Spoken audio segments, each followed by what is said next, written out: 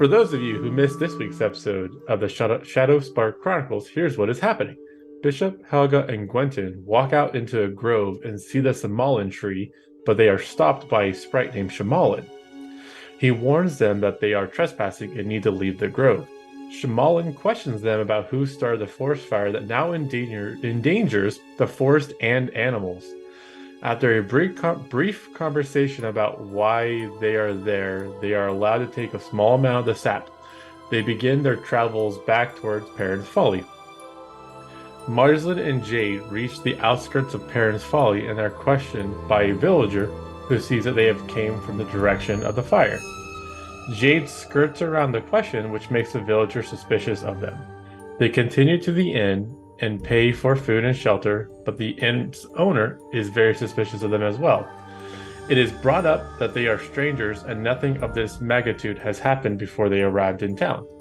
The fire has now become so wild that the town's crops are in danger and Perrin's Folly will be ruined.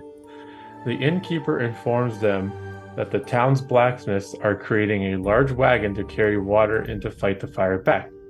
Marsland decides that he and Jade will help create the wagon. They both head to the blacksmith and get to work. Marsland with lining the inside of the bucket with leather, and Jade bringing in logs. Halfway through, Jade gets tired and walks off towards the inn, but then decides to go out to the forest and rest with Gunnar, who has been out of sight in the forest. He runs into another villager who hears singing coming from the forest and thinks it's a fire elemental that started the fire. Jade says it's probably a dragon and he'd go kill it.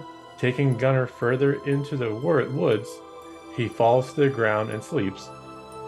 Marsland and the blacksmiths finish the bucket and he realizes that Jade is gone. Exhausted, Marsland goes back to the inn to sleep.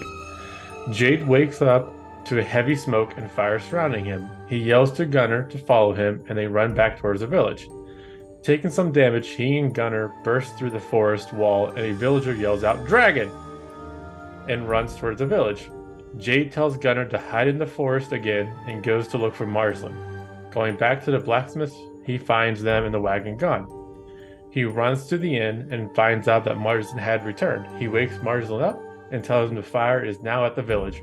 Marsland rushes to help.